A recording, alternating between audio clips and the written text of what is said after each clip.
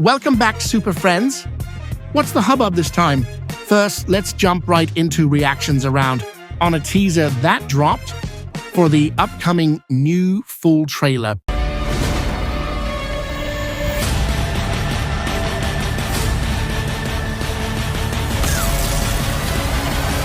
Superman. After Thunderbolts, a good film. I'm so happy to see a colorful, vibrant superhero movie. It's really been missing from the genre.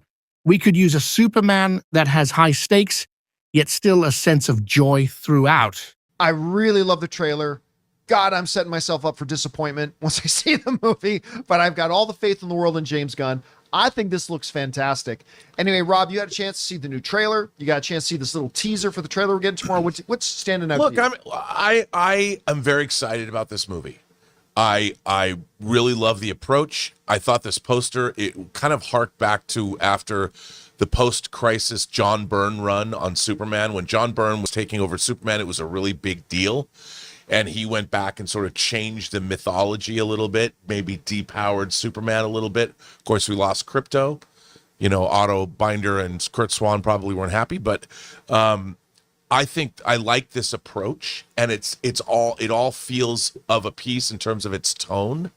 It's a different tone than we've seen, and I really am curious about it. I'm very fired up. I can't wait to see it. I mean, what was your favorite shot? Like the shot that you saw that when he takes up a fallen Snyder going into the clouds. Even with the weight of the world and all the challenges, we should get a sense of him actually enjoying life and the people of Earth he is surrounded by.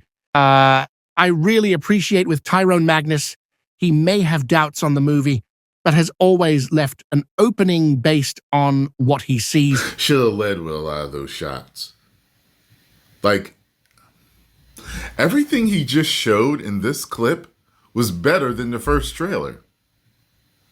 Everything he showed in this was better than the first trailer and the sneak peek. Why don't you lead with the best stuff? Now I'm more interested. To give it a chance. The difference with him versus the Snyder advocate groups out there is they are forcing themselves to hate it for their Snyder Bros cause. They don't leave an opening to like anything, basically being in a constant state of search. You know me, I'm going to tell you the truth. If this is good, I'm going to walk in here, there ain't going to be no Stone Cold, and I'm going to tell you, you know what? Towards an angle to hate. We're going to talk super flop in a moment. As trash as the suit was, the movie was still good, believe it or not. I'll get into what that's covering, but on a reaction here, of all the hits on Superman, Snyder Bros, such as harsh critics, are whining about Dairy Queen being used in the marketing. Is Dairy Queen even popping like that anymore? Dairy Queen is not even for kids anymore. Most kids go to their local ice cream parlor.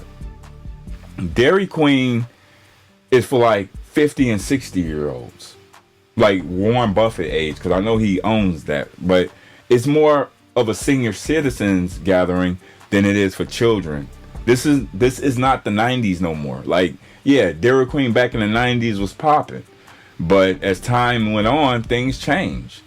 Like, I see most people at the local ice cream parlor than Dairy Queen. That's just my opinion. Cringe. It's fucking cringe. Milkbone as well isn't a worthy brand for you, even if Crypto is limited on screen time. As John Campea suggested, it's a very useful marketing collaboration.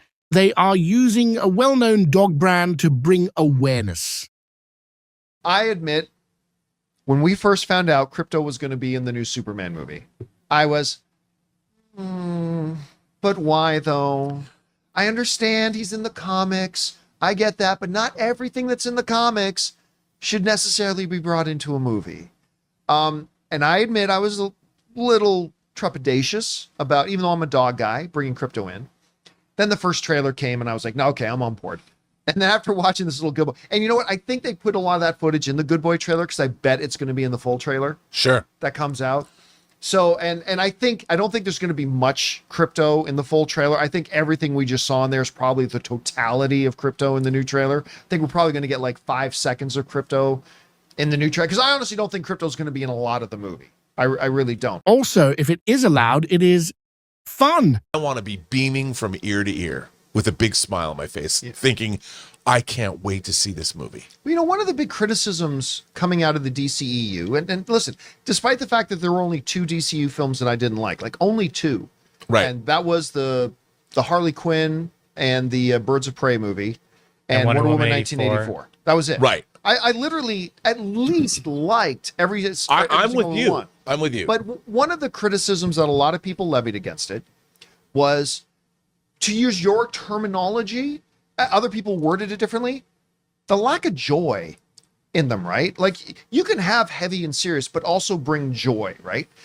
And I think that's one of the things that a lot of people have been missing. And I think James Gunn said that was going to be one of the priorities is bringing joy back to these characters. You can have massive consequences. You can have massive stakes. You can have all of that and still bring in the idea of joy and fun and all that kind of stuff. I'll tell you the number one thing I'm looking forward that I want out of this trailer. Story. I want to know what's the story. Yeah, that's it. That's it. Tell me what this movie is about. The first trailer didn't do it, and that's fine. I don't expect first trailers to do that. I never do. But this is the second trailer now. We're now 2 months away from this movie coming out. This is where I want them to introduce to me a general idea about what the story of the movie is. And if it delivers that to me and they are able to make it still seem interesting and fun, then I'm going to be very happy. I know we are excited for the new Superman trailer drop. Well, unless you are a Snyder bro who has no movie to look forward to. Their last Superman movie came out when Thrift Shop was a new hit single. It's been some time, folks. Today, I want to explore the topic of super flop. After all, it's a favorite term by the Snyder cult in hopes to raise Rebel Moon creator Snyder back from the DCEU dead. What would be a flop for Superman? To me, that would be a mix of bad reviews and performing the worst of its contemporaries.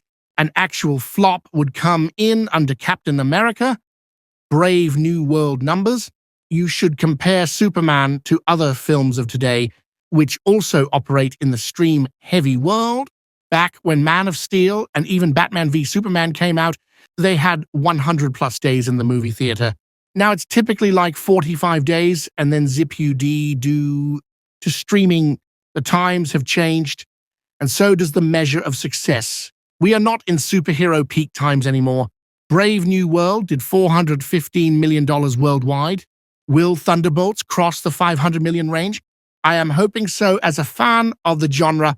Yet, here the Snyder Bros try to put out the idea that Superman needs to do $1 billion. No, just get it out of your heads. Gunn is not being fired for failing to reach your measure of success. You want the bar set so high it's not attainable, so you can cry about firing Gunn and bringing back Snyder. Not happening. Supergirl is so far along, it's not going to be pulled either. They aren't going to hit the brakes entirely if Superman were to flop and did less than Brave New World, which I doubt would happen anyway. We will see how Thunderbolts does, which I thought was pretty good overall. Yes, I paid to see a Marvel movie at opening as an admitted Superman first fan. Boycotting to help or hurt your movie choices is just odd and unhinged. I'm interested to see what Fantastic Four does as well. I think the after-credits tie-in scene from the New Avengers could give it somewhat of an interest boost. Towards Gunn and his budget, we have a realistic comparison these days. Instead of going by a debunked tax credit form, when comparing his Guardians of the Galaxy budgets, it's somewhere in the range of Dune 2, which had a break even of $500 million worldwide. In terms of realistic expectations, I see getting to the 600s, even in a stale superhero market, as achievable. My optimistic hope is it doing somewhere close to the Batman Reeves movie, ending up in 700s million range. Forbes is believing both Fantastic Four and Superman will get into the 800 million range. $1 billion would do my Superman fanboy heart well if it happened, but it's not an expected figure to me. I believe in a possibility of it being a great movie and still a question of box office outcome. It is more of the state of the genre and coming off a rebuild after a DCEU verse failure. Rehabilitation of DC is not an easy climb. People are jaded now, and that's part of what Gunn is fighting off to launch the DCU. Keep your eyes to the skies. Look up, not back. Superman is our chance of rebuilding more than DC, but reinvigorating a genre that needs it. As always, take care of yourselves and others.